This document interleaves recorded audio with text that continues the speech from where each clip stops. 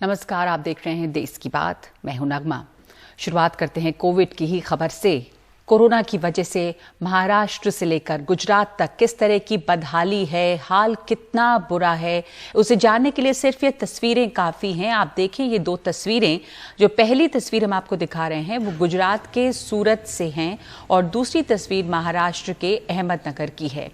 दो तस्वीरें हैं। सूरत के शमशानों में पिछले कुछ दिनों में इतने ज्यादा शव आए कि जिस लोहे के तख्त पर शवों को रखा जाता है वो भी पिघलने लगे। दरअसल गैस भट्टियों के अंदर एक लोहे का तख्ता होता है जो लगातार गर्म होने की वजह से पिघलता जा रहा है। ये स्थिति किसी एक जगह की नहीं है, शहर के 3 शमशान घाटों की है। पहले यहां औसतन 20 शव रोजाना आते थे, जिनमें कुछ का संस्कार लकड़ी की चिताओं पर भी होता था। अब दिन में 80 से ज्यादा लाशें आ रही हैं और 24 घंटे भट्टी का इस्तेमाल हो रहा है। यही स्थिति बारडोली शहर की भी बताई जा रही है, जो दूसरी तस्वीर में आप देखेंगे। ये महाराष्ट्र के अहमदनगर की तस्वीर है। पिछले कई दिनों से हालात यहां पर जस के तस हैं। कोविड से जिन लोगों की मौत हुई है उनके अंतिम संस्कार के लिए परिवार वालों को लंबा इंतजार करना पड़ रहा है।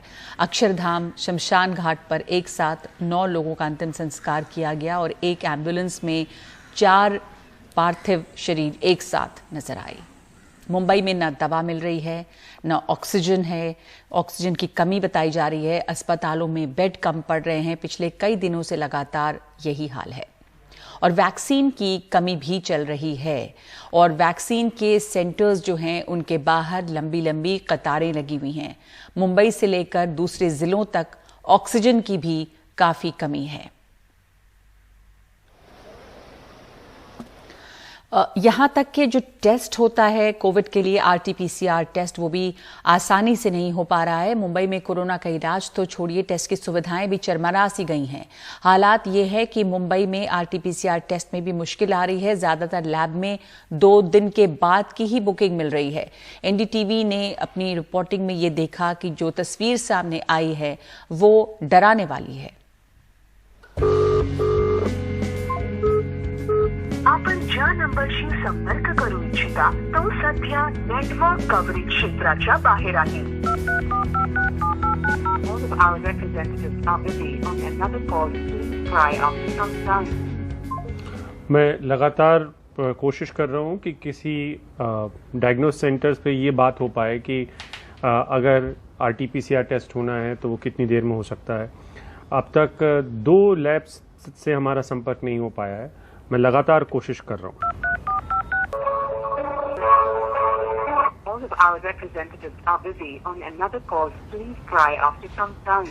मैं लगातार एक डायग्नोस्टिक लैब्स में बात करने की कोशिश कर रहा हूँ। वो जैसे ही आप उनके कॉल सेंटर पर फोन करेंगे तो मैसेज आता है कि मंगलवार यानी कि 13 तारीख तक कोई भी वो बुकिंग नहीं ले रहे हैं कोविड टेस्ट की, क्योंकि उनके पास ये सारी फैसिलिटी इस समय फुल हो चुकी हैं। मैं फिर भी उनके रिप्रेजेंटेटिव से बात करने की कोशिश कर रहा हूँ। वो कह रहे हैं लगातार कि कोविड की वजह से बहुत ज़्यादा प्रेशर है। ये तीसरी लैब है जिसको हम ट्राई कर रहे हैं, कोशिश कर रहे हैं कि वो हमें आरटीपीसीआर हमारा टेस्ट कब कर सकते हैं, इसको लेकर।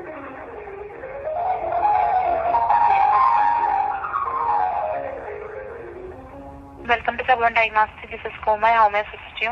कोमा, मैं अभिषेक बोल रहा हूँ एनडीटीवी से। मुझे बस जानना चाहता था कि अगर आरटीपीसीआर का टेस्ट कराना है तो कब तक हो सकता है और कितने सेंटर्स ओपन है, कुछ आइडिया दे सकती हैं आप मुझे? सर, आरटीपीसीआर जो है हम फिलहाल आज एंड कल 2 दिन आरटीपीसीआर से कोई भी सैंपल्स कलेक्ट नहीं कर रहे हैं और जीएस आपको वेडनेसडे के लिए मिल सकता है। एंड आप मुझे आपका लोकेशन बताइए सर, कहाँ पर है? अगर मैं वर्ली में हूँ तो यहाँ पे आरटीपीसीआर टेस्ट की 2 दिन के पहले कोई भी आप अपॉइंटमेंट नहीं देंगे, ऐसा है? नहीं सर, होम विजिट भी अवेलेबल नहीं है, ना ही सेंटर पे कोई सैंपल कलेक्शन हो रहा है। उसके बाद ही आप करवा सकते हैं। कितने सेंटर्स पे कलेक्शन हो रहा है, कुछ आप बता पाएंगे मुझे? सर, वर्ली के नियरेस्ट हमारा एक सेंटर जो बांद्रा में है, आप वहाँ विजिट कर सकते हैं। आपका नियरेस्ट सेंटर बांद्रा वेस्ट होगा। जैसे ड्राइव थ्रू सेंटर, वहाँ पे आप वॉक इन नहीं कर सकते, आपको पहले प्रायर अपॉइंटमेंट लेना पड़ेगा एंड 4 व्हीलर के थ्रू ही जाना पड़ेगा। तो ये सेंटर इन पेडर रोड। अच्छा, तो ये 3 दिन के मतलब आज और कल तो है नहीं। सैटरडे संडे आपने बुकिंग ली थी क्या? Saturday Sunday actually sir since yesterday हम कोई भी सैंपल कलेक्शन नहीं कर रहे हैं। अच्छा, तो यानी कि आपने संडे, मंडे, ट्यूसडे 3 दिन तक तो कोई कलेक्शन नहीं हुआ। अब जो वेंसडे है उसकी अगर मैं कराता हूँ तो उसकी रिपोर्ट आप कब तक देंगे, मतलब अप्रोक्सीमेटली? आपका सैंपल जैसे ही प्रोसेसिंग लैब में चला जाएगा सर, उसके बाद आपको विद इन 36 to 48 आवर्स का स्टैंडर्ड टाइम डाटा है, उस टाइम डाटा के अंदर रिपोर्ट्स मिलेगा। जी, थैंक यू सो मच। इलाज दूर की बात है, पहले तो आपको ये समझने में बहुत मुश्किल हो रही है कि आपका टेस्ट होगा कि नहीं होगा, यानी कि आपको कोविड है भी कि नहीं, इसके लिए अब 3 दिन की वेटिंग चल रही है, यानी कि RT-PCR टेस्ट भी आपका नहीं हो पाएगा।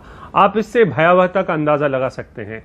इसके लिए कोई लैब या जो सिस्टम है वो जिम्मेदार नहीं कहा जा सकता है, क्योंकि जो कैपेसिटी है, जो क्षमता है, वो तकरीबन खत्म हो चुकी है। 3 दिन की वेटिंग चल रही है सिर्फ इस बात को लेके कि आपका RT-PCR टेस्ट हो पाएगा या नहीं हो पाएगा। और महाराष्ट्र में लॉकडाउन की आशंका के बीच एक बार फिर से एक बड़ी संख्या में मजदूर अपने अपने घर लौटने लगे हैं। स्टेशनों और बस अड्डों पर बड़ी संख्या में मजदूर घर जाने के लिए आ रहे हैं। पिछले हफ्ते स्टेशन पर काफी ज्यादा भीड़ जमा हुई और इसका वीडियो वायरल होने के बाद इस बार रेल प्रशासन सतर्क नजर आ रहा है। लोगों को कतार में रखकर सोशल डिस्टेंसिंग का पालन करवाने की कोशिश की जा रही है। मुंबई के लोकमान्य तिलक टर्मिनस पर भीड़ इतनी है कि पानी की बोतलों की कमी हो गई है और लोग पानी झपटते नजर आ रहे हैं। मुंबई के कुर्ला टर्मिनस पर यह नजारा अब आम होने लगा है। टिकट नहीं मिल रहा, बिना टिकट रेलगाड़ी में बैठ नहीं सकते, लेकिन फिर भी तपती धूप में पड़े हैं।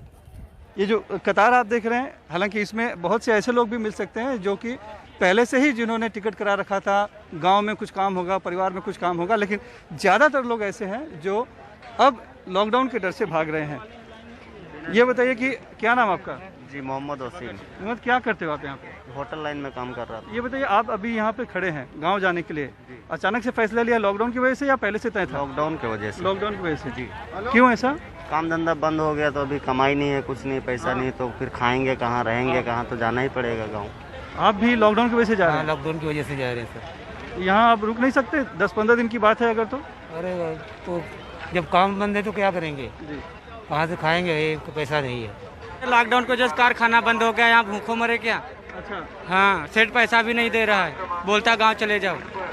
टिकट वगैरह निकाला है? कुछ भी नहीं, पैसा भी नहीं दिया, ऐसे ही जा रहे हैं। किधर काम करेगा सर, काम होता तो इधर क्या होता। काम नहीं है? काम नहीं है ना। गाँव मुंबई तो काम करने आए थे? काम करने आए थे, अभी गाँव जा रहा है। काम नहीं मिल रहा? काम नहीं मिल रहा है। मुंबई से कंटाल गया हूँ। अब मुंबई से मोह भंग हो गया? आप नहीं आएंगे, दोबारा आएगा ही नहीं। आप इसी तरह चले जाए बस। ये देखिए, पूरा का पूरा लंबी लाइन है, जहाँ तक आपकी नज़र जाए इतनी लंबी लाइनें हैं। और ज़्यादातर इसमें ऐसे लोग हैं जो कि बिना टिकट है, यानी जिनके पास टिकट नहीं है, अब इस उम्मीद में है कि शायद उन्हें टिकट मिल जाए और गांव जाने को मिल जाए। मध्य रेलवे का कहना है कि बिना रिजर्वेशन टिकट के इस बार किसी को भी यात्रा करने की इजाज़त नहीं है। जो यात्री इमीडिएट टिकट लेना चाहते हैं उनके पास ऑप्शन जो अवेलेबल है, हम कंटिन्यूस समर स्पेशल ट्रेनें अनाउंस कर रहे हैं।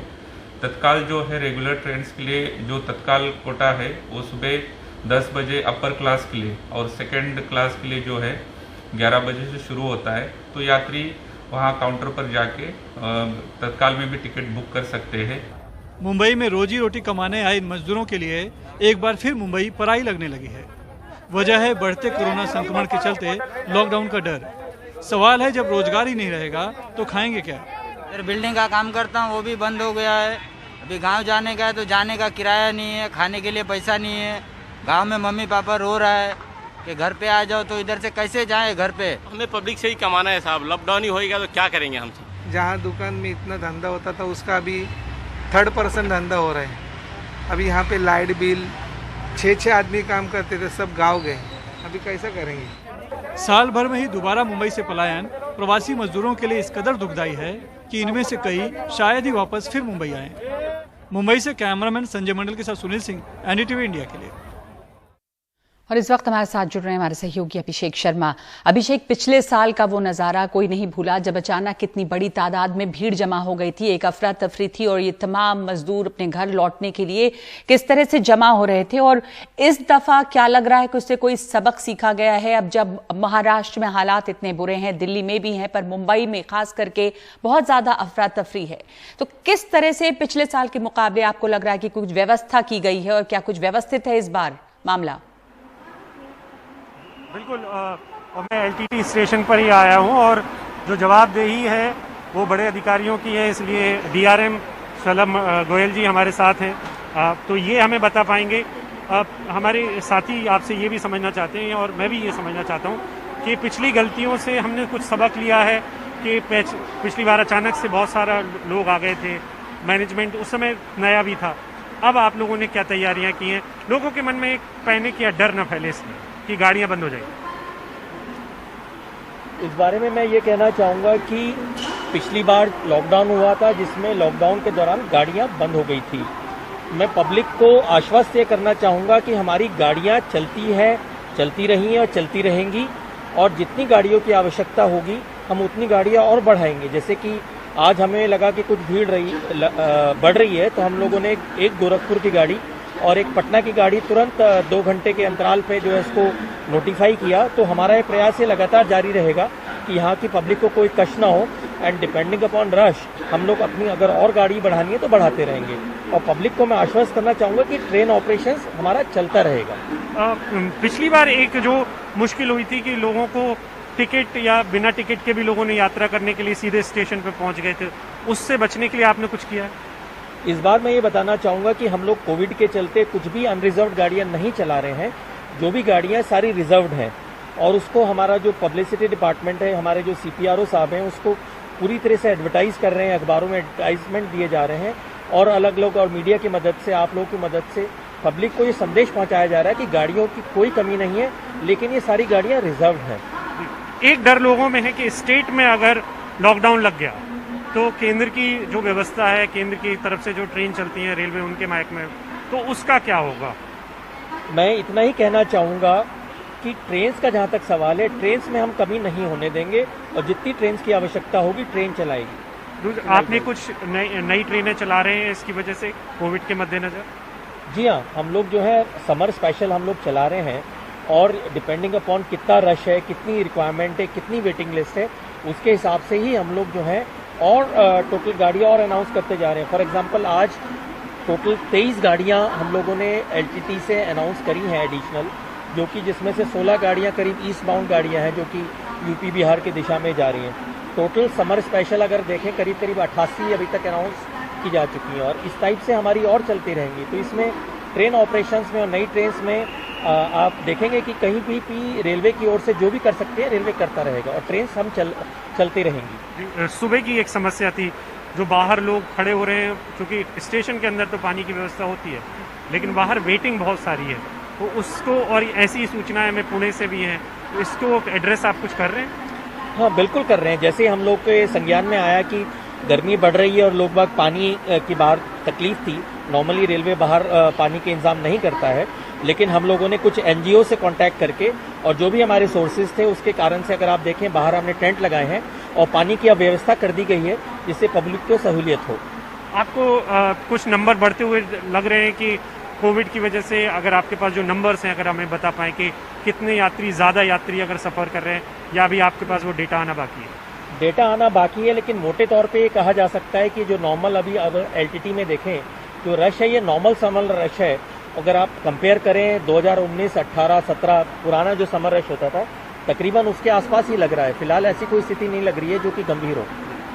नगमा, आपने डीआरएम को सुना, सेंट्रल रेलवे के ये सर्वा हैं, इनके हिस्से में पुणे भी है, यहाँ पर भी है, मुंबई की जितनी भी ट्रेन है उनको, तो वो ये कहने की कोशिश कर रहे हैं कि इस बार में और पिछली बार में फर्क ये है कि पिछली बार गाड़ियां चलना बंद हो गई थी, इस बार केंद्र की तरफ से ऐसी कोई सूचना नहीं है कि गाड़ियां बंद नहीं होंगी। गाड़ियां बंद नहीं होंगी तो जनता को बहुत ज्यादा डरने या पैनिक करने की जरूरत नहीं है। जो ऑफ रिकॉर्ड बात भी हम लोगों की आपस में चल रही थी, तो वो कह रहे थे कि जितनी ज़रूरत होगी गाड़ियां उतनी चला दी जाएंगी, बढ़ा दी जाएंगी। जनता को डर के मारे ना कोई यहाँ पर आए, ये जरूरी है लोगों को जानना हो जाती है कई बार। जी, ये जरूरी है। अभिषेक, धन्यवाद आपका इस बात को समझाने के लिए और इसकी पुष्टि करने के लिए कि ऐसा नहीं है कि अभी गाड़ियां या ट्रेनें बंद हो रही हैं, इसलिए वो जो एक हड़बड़ दिखी थी पिछली बार, ये जो घबराहट थी और ट्रेन बंद हो गई थी, उसकी नौबत अभी नहीं आ रही है। तो बहुत ज्यादा पैनिक की जरूरत नहीं है। जो लोग लौट रहे हैं व्यवस्थित तरीके से घरों पे लौट सकते हैं अपने।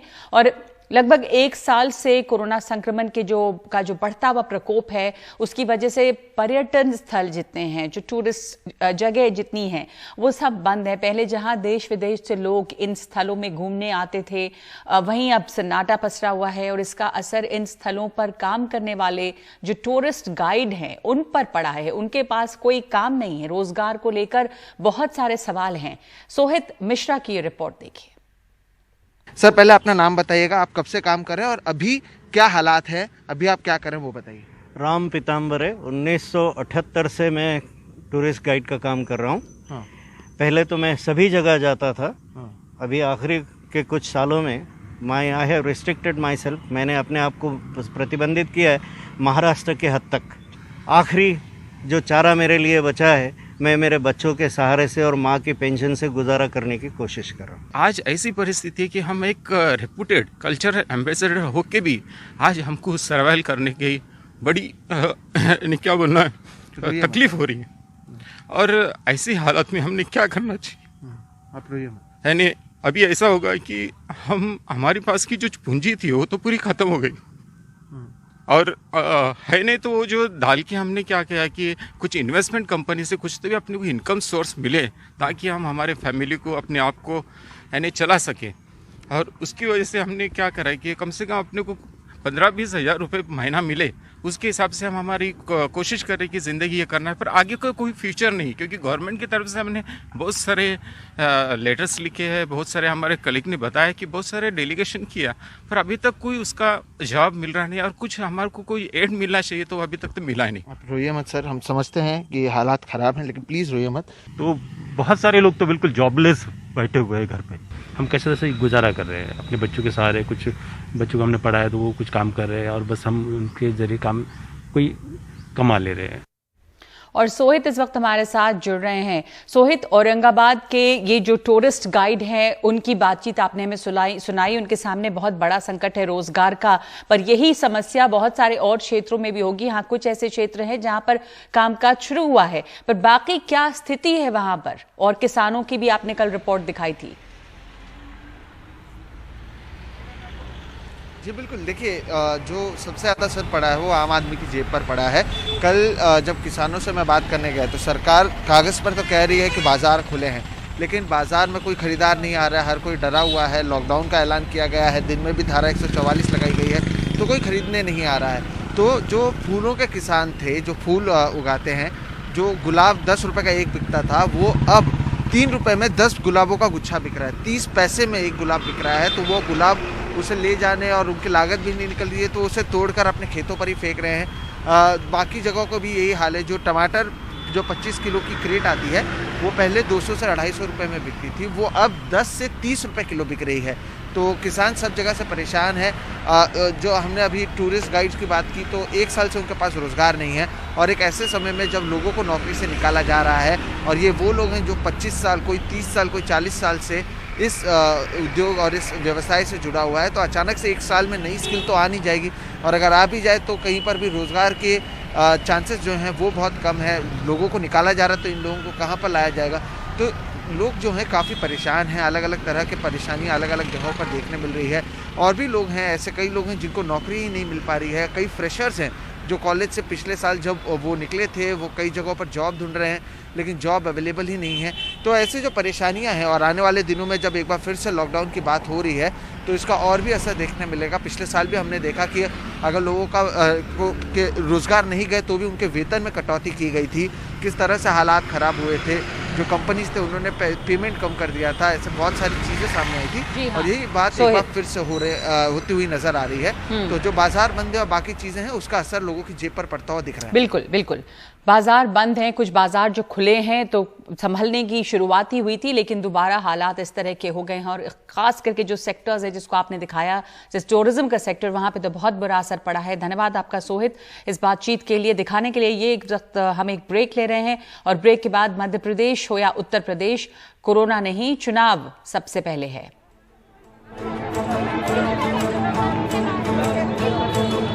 हम 3 दिन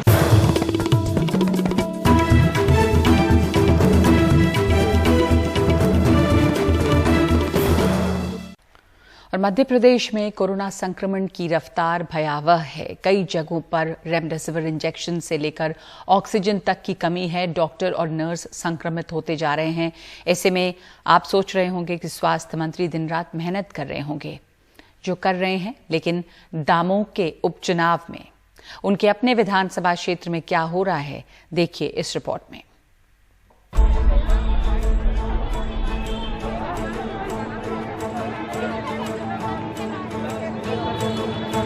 3 दिन से सिर्फ इस इंजेक्शन का इंतजार कर रहे हैं कि हमें किसी भी बदौलत ये इंजेक्शन मिल जाए। एक व्यक्ति को काउंटर पे दे रखा है, एक व्यक्ति को, जबकि इतनी बड़ी गंभीर बीमारी है, उसके लिए कम से कम रिसेप्शन पे 5 लोग होना चाहिए ताकि हर व्यक्ति को अटेंड कर सके। बोल रहा है कि जैसे चिल्ला रहा हूँ यार, और क्या कर रहा हूँ। बोलो बोलो बोलो बोलो। जल्दी चालू करवाओ बाबा, तो जगह तक मोबाइल सिलेंडर 3 लाख मांगो आप लोग। हाँ नहीं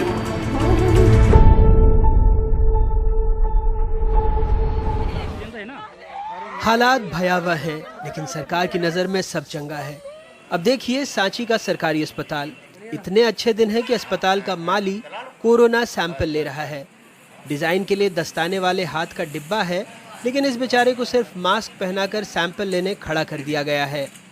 मगर जब कोई सबरे या कोविड में हो गए कर्मचारी, तो किसी को तो आप परमानेंटली हैं या आपको बुला लिया जाता? नहीं, परमानेंट नहीं, मैं पेड़ पौधों को कम करूँगा जी, पेड़ पौधों को कम करता हूँ मैं। अच्छा अच्छा अच्छा अच्छा। तो अभी आप वैक्सीन ये सैंपल ले रहे हैं? आप ले रहे हैं? सैंपल ले रहे हैं आप? इसमें डाल। आखिरकार स्वास्थ्य मंत्री प्रभुराम चौधरी का इलाका है, सो ट्रेनिंग देकर क्या न करवा लिया जाए, ऐसा डॉक्टर साहिबा का मानना है। उसको हमने ट्रेन कर दिया है, तो वो ट्रेनिंग के अंतर्गत ही उसने टेस्ट करवाया है। ऐसा प्रावधान है क्या, कोई माली अस्थायी कर्मचारी हो और वो टेस्ट कर सकता है कोविड के? नहीं, देखो क्या है, इस समय देखा जाए तो हम लोग के आधे स्टाफ जो है, या तो उनके बच्चे या तो वो पॉजिटिव आते जा रहे हैं। तो काम तो हमको बंद नहीं करना है, उसको हमने ट्रेनिंग दे दी है और महीने में एक बार ऐसी दिक्कत हो जाती है, पर हमको काम नहीं रोकना है, काम तो हमको करवाना ही है। और वो गाइडेंस में ही करता है, डॉक्टर लोग भी बैठे हुए हैं वहाँ पे। वैसे हमें तो वहाँ डॉक्टर बैठे दिखे नहीं। खैर, रिकॉर्ड के लिए सरकारी आंकड़ों के मुताबिक पिछले 24 घंटों में मध्य प्रदेश में 5,939 नए मामले आए हैं, 24 लोगों की मौत हुई है। पिछले 10 दिनों में मौत का सरकारी आंकड़ा 155 है। आपको लग रहा है इन भारी भरकम आंकड़ों से विचलित स्वास्थ्य मंत्री खूब परेशान होंगे? जी जनाब, वो परेशान हैं, लेकिन दमोह उपचुनाव के लिए वहां जाकर खूब भाषण दे रहे हैं। मैंने कहा आप सब लोगों के दर्शन कर लिए जाए, नमस्कार कर लिए जाए, इसलिए मैं भी आपके बीच में यहाँ उपस्थित हूँ। भोपाल में मुख्यमंत्री जी बैठक ले रहे हैं, वैसे दूसरे मंत्री अधिकारी मौजूद हैं। कोरोना काल से पहले कांग्रेस में भी प्रभुराम चौधरी ही स्वास्थ्य मंत्री थे, लेकिन अब कांग्रेस पूछ रही है पिछले 8 दिनों में मंत्री जी कहां कहां गए, बता दें तो बताने वाले को इनाम देंगे। मैं ऐसे व्यक्ति की तलाश कर रहा हूं जो ये बता दे कि पिछले 8 दिनों के अंदर स्वास्थ्य मंत्री प्रभुराम चौधरी ने दमोह छोड़कर प्रदेश के किसी भी शासकीय अस्पतालों में, मेडिकल कॉलेजों में दौरा किया हो, समीक्षा बैठक की हो या कोई जांच की हो या लोगों को लाभ दिया हो। ऐसे व्यक्ति को मैं अपनी तरफ से 11,001 रुपए का इनाम देना चाहता हूँ। बहरहाल मंत्री जी आ जाएं तो भी पता नहीं क्या करेंगे। जनता तो यही तस्वीरें देखने और झेलने के लिए अभिशप्त है। सिलेंडर आ जाए तो जाओ बढ़िया बिजनेस बनाओ। कई अस्पताल के बिस्तर में मरीज ऑक्सीजन मांग रहे हैं, कहीं रेमडेसिविर के लिए कतार है, कहीं खुद परिजन ऑक्सीजन ढोकर ला रहे हैं। पहले कमलनाथ, बाद में शिवराज, दोनों के राज में डॉक्टर प्रभुराम चौधरी कैबिनेट मंत्री रहे। इस बार तो स्वास्थ्य विभाग भी मिला हुआ है। वैसे उपचुनाव में जनता ने उन्हें रिकॉर्ड मतों से जीत दिलाई, सो भोली जनता को क्या कहें। इस कहानी में वो एक किरदार तो हैं, लेकिन असल हकीकत सरकार की है, क्योंकि प्रदेश में लगभग सारे अस्पतालों के बिस्तर भर चुके हैं। हज़ारों मरीज़ भी होम आइसोलेशन में हैं, जिन्हें आप चाहें तो होम हॉस्पिटलाइजेशन भी कह सकते हैं। दमोह से आज़म, सांची से नावेद और भोपाल से कैमरा पर्सन रिजवान खान के साथ अनुराग द्वारी, NDTV इंडिया।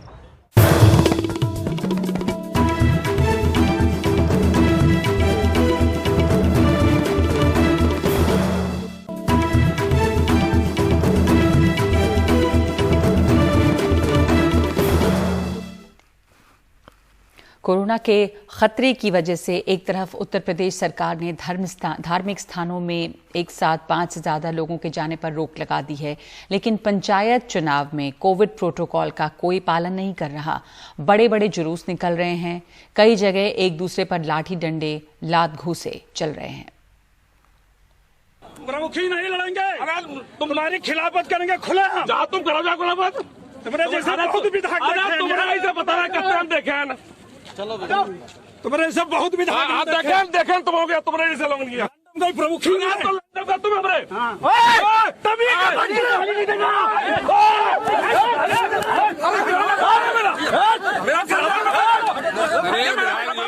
लखीमपुर खीरी में बीजेपी के ही विधायक योगेश वर्मा और बीजेपी के ही ब्लॉक प्रमुख पवन गुप्ता आमने सामने लड़ पड़े और तमंचे लहराए गए। पवन गुप्ता का आरोप है कि विधायक अपने उम्मीदवार के खिलाफ खड़े लोगों से जबरदस्ती पर्चे वापस करवा रहे थे। मैं तुमसे कह रहा हूँ, समझ जाओ, तुम अभी भी समझ जाओ। असल में भीड़ में उस टाइम पे कौन किसका कॉलर पकड़ ले इसके बारे में तो नहीं कहा जा सकता है, मगर हाँ किसी एक व्यक्ति था, शायद पवन गुप्ता का लड़का था, जिसने हमारे गिरबान को पकड़ने की कोशिश की। तब तक हमारे साथ में जितने और लोग थे उन लोगों ने उसको पकड़ लिया। उन्नाव जिले के बिछिया इलाके में बीजेपी समर्थित उम्मीदवार प्रवेश सिंह के समर्थकों और उनके विरोधी कलाऊ यादव के समर्थकों में जम के मारपीट हुई। ये तांडव बहुत देर चला। अब प्रवेश सिंह के 12 समर्थकों और कलाऊ के 7 समर्थकों पे FIR हुई है। मुकदमा पंजीकृत कर दिया गया है, साथ ही दोनों पक्षों की तरफ से कुछ लोगों की गिरफ्तारी भी की गई है और आगे की आवश्यक कार्रवाई की जा रही है। और ये सोनभद्र है। मंदिर में 5 से ज्यादा भले ना जा सके, लेकिन यहाँ हजारों भीड़ लगा सकते हैं। इनमें आधे लोगों ने मास्क नहीं पहने हैं और 2 गज दूरी तो छोड़िए, ये 2 इंच भी दूर खड़े होने को तैयार नहीं है। सोनभद्र में 629 ग्राम पंचायत हैं। सबके उम्मीदवारों का ट्रेजरी चालान यहीं जमा हो रहा है और यहाँ प्रशासन का कोई शख्स इनसे दूरी बना के लाइन लगवाने वाला नहीं है। हम भी जो मीटिंग कर रहे हैं, SDM CO कर रहे हैं, ऐसे हमारी मीटिंग हमारे स्तर से मीटिंग कर, सबको एक हाजिर कोई प्रोटोकॉल का अनुपालन कर, कोई व्यक्ति नहीं करता। किसी माध्यम से, मीडिया माध्यम से कोई व्यक्ति के द्वारा अगर जानकारी हमको मिलेगी कि कोई प्रोटोकॉल इन्होंने पालन नहीं करा तो विधिक कार्रवाई करी जाएगी। पंचायत चुनाव के नामांकन और प्रचार में बड़े बड़े जुलूस निकल रहे हैं। आम आदमी की शादी में तो खुले मैदान में भी सिर्फ 100 लोगों की इजाज़त है। इनके लिए सब जायज़ है। यह बुलंदशहर में भीम आर्मी समर्थित फराह खान का जुलूस है। ये लखीमपुर में एक बीजेपी उम्मीदवार का जुलूस, और ये गोरखपुर में चुनाव प्रचार की भीड़ है, और यह बुलंदशहर में इंस्पेक्टर सुबोध कुमार हत्याकांड के आरोपी योगेश राज का जुलूस।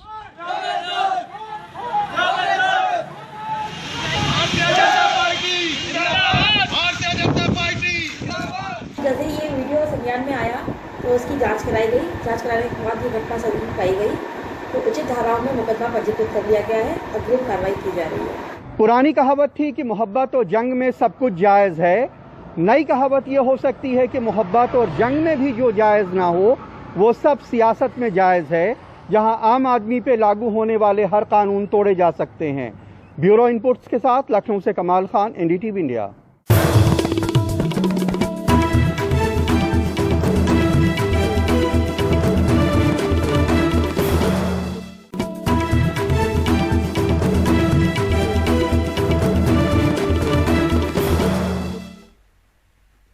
हरिद्वार में हर की पौड़ी पर अखाड़ों का आना लगा हुआ है। कोरोना को लेकर प्रशासन की चिंता है, लेकिन भीड़ देखकर ऐसा लग रहा है कि कोरोना प्रोटोकॉल की किसी को चिंता नहीं है। अक्षय डोंगरे वहां मौजूद हैं। इस वक्त हम हरिद्वार की हर की पौड़ी पर मौजूद है, जहां पर सभी अखाड़ों का आना लगा हुआ है। आप मेरे पीछे देख सकते हैं कि यहाँ पर हजारों या लाखों की संख्या में श्रद्धालु और साधु महात्मा जुड़ रहे हैं। सुबह 9 बजे से अखाड़ों के आने का सिलसिला शुरू हो गया था। सोमवती अमावस्या के उपलक्ष्य में सभी 13 अखाड़े हर की पौड़ी पर आकर स्नान करते हैं और यहाँ पर आकर सभी के सभी लोग गंगा नदी में डुबकी लगाते हैं। लेकिन प्रशासन के आगे चुनौतियां कई सारी है, ना सिर्फ भीड़ को मैनेज करने की है, बल्कि ये साल कोरोना को लेकर भी एक काफ़ी सेंसिटिव मुद्दा है और वो किस प्रकार से यहाँ पर लोग देख रहे हैं। यहाँ पर हमारे साथ एक महंत मौजूद है। बाबा जी, एक बात मैं समझना चाहता हूँ, सरकारों की तरफ से ये थोड़ी चिंता थी कि कोरोना को लेकर फैलाव ना हो तो दूरी बनाए रखने की बात कही जाती है, लेकिन जिस संख्या में लोग आ रहे हैं, क्या लगता है कि दूरी बनाना यहाँ पर मुमकिन होगा? देखिए, इतने लोग हैं, इसमें तो कुछ हो नहीं सकता है वैसा संभव। ये तो सब भगवान की माया है, वो ही पार करने वाले बैठे हैं। देखो यहाँ पे कोई नहीं है, संभव देखिए नहीं हो पाएगा, लेकिन सचेत लोगों को लेकिन रहना चाहिए। हरिओम, जय हो, दूरी करा के रहना चाहिए। हरिओम। तो ऐसे में सिर्फ और सिर्फ उनकी तरफ से अपील यही की जा रही है कि जितने भी SOP जारी किए गए उनका पालन किया जाए। लेकिन अगर बाकी सोशल डिस्टेंसिंग की बात करी जाए, फिर मास्क की बात करी जाए, तो यहाँ पर प्रशासन जो है वो खुद एक तरह से मजबूर दिखाई दे रहा है कि वो खुद कोई एक ठोस कदम नहीं उठा पा रहा है। कैमरा पर्सन महाले के साथ अक्षय डोंगरे, NDTV।